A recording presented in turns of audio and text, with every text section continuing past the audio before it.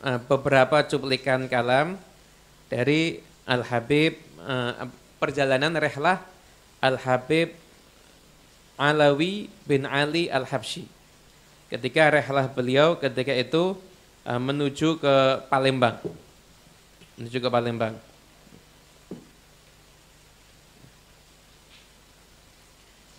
Yang pertama di antara yang pertama adalah Habib Alwi, maksudnya Habib Alwi. Ketika beliau itu berziarah ke Palembang, diceritakan di sini ketika itu hari Jumat, kemudian setelah itu beliau menghadiri sholat Jumat ada di Palembang. Cuma ini di masjidnya di daerah mana tidak disebutkan. Walhasil masjidnya katakan dekat dengan pemukimannya para habaib. Di situ ketika beliau datang ke masjid sudah banyak orang yang sholat, banyak orang yang siap-siap untuk sholat.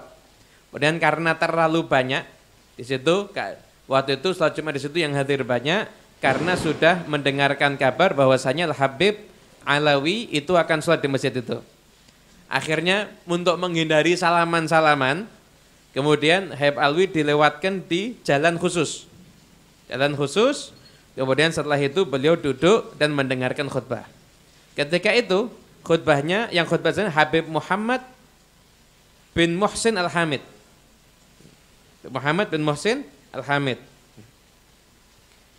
Beliau ketika itu khutbah dengan khutbah yang sangat bagus. Kata Habib Alwi, beliau itu sangat kagum dengan khutbahnya Habib Muhammad Al-Hamid ini.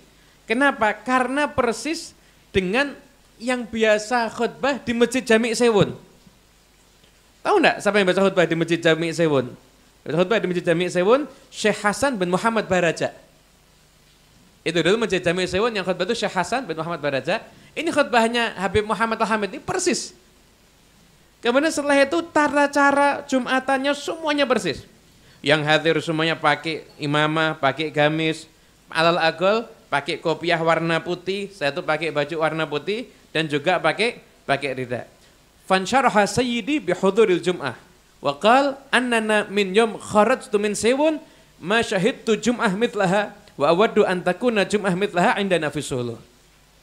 Saya dari mulai hijrah dari Sewun sampai ke Indonesia, keliling dari kota ke kota semuanya, sampai beliau akhirnya tinggal di Solo, belum pernah menyaksikan Jumatan seperti Jumatan yang paling bagus yang ada di Palembang. Bahkan beliau berharap semoga ini Jumatan yang cara kayak di Palembang ini bisa beliau lakukan nanti ketika ada di Solo. Dan setelah itu Habib Alwi di sini dikisahkan beliau tinggal di rumahnya Habib Alwi bin Syekh Segaf. Dan kebetulan Habib Alwi bin Syekh Segaf itu yang punya pabrik es ya, masyhur itu ada di Palembang. Kholnya juga akhir bulan Syawal. Habib Alwi bin Syekh Segaf ini. Itu. Di sini banyak cucunya ya. Artinya juga cucunya ya. Abu Bakar Adnia Segaf ini cucunya juga itu. Nah, kemudian di sini juga ada satu cerita yaitu kisahnya keluarganya Habib Alwi bin Syekh As-Segaf ini, yaitu keluarga dari istrinya. Dari istrinya atau dari pokoknya haul paman dari anak-anaknya Habib Alwi bin Syekh. Namanya Habib Ali bin Abdurrahman Al-Munawar. Mertuanya Habib Alwi bin Syekh. Nah, mertuanya Habib Alwi bin Syekh itu namanya Habib Ali bin Abdurrahman Al-Munawar. Nah, beliau ini jadi Habib Ali bin Abdurrahman Al-Munawar ini mertuanya Habib Alwi bin iparnya Habib Alwi bin Syekh Segaf. Nah, ini dikisahkan. Jadi ketika itu di sini panjang ya, Anda baca bahasa Arabnya nanti wagetnya buat Habib Ali kurang nanti takutnya. Jadi kita ceritakan aja intinya yang ada di sini. Jadi ketika awal Januari 1947 itu terjadi pertempuran di Palembang. Ketika itu Belanda mau masuk lagi untuk menjajah Palembang. Itu ma'ruf, kata kamu Cari di Google, nanti keluar pertemuan 5 hari di Palembang awal Januari 1947. Nah, ketika itu kan datang sampai ke tempatnya pejuang itu di sekitar masjid. Di sekitar masjid. Nah, ketika itu ini penjajah Belanda itu sampai di kampung tempatnya keluarga Al-Munawar. Di sini 12 Ulu atau 13 Ulu ya. 13 Ulu. Itu kampungnya keluarga Al-Munawar. Ini ketika Belanda nyerang kan orang semua takut. Ini Habib duduk di musolanya. Seakan-akan tidak terjadi apa-apa sama sekali. Kemudian setelah itu ketika lihat ini Habib duduk di musolanya, kebetulan pakaiannya warna hitam Habib ini. Nah, dikira orang-orang Belanda ketika itu ada front perlawanan kepada Belanda dari kelompok Ats-Tsaurul Aswad. Ini banteng hitam. Ketika itu dipikir Habib Ali ini itu jangan-jangan kelompoknya itu. Akhirnya di musola diganggu. Itu diganggu ini Habib keluar bawa tongkat. Ayo, nakut-nakuti gitu. Akhirnya begitu lihat Habib Ali Al-Munawar ini takut nih pasukan. Takut. Setelah itu kemudian ketika tidak bisa dekat, kemudian akhirnya tentara-tentara Belanda ini akhirnya mereka mengeluarkan persenjataannya. Itu ditembak, dibom, dikasih macam-macam.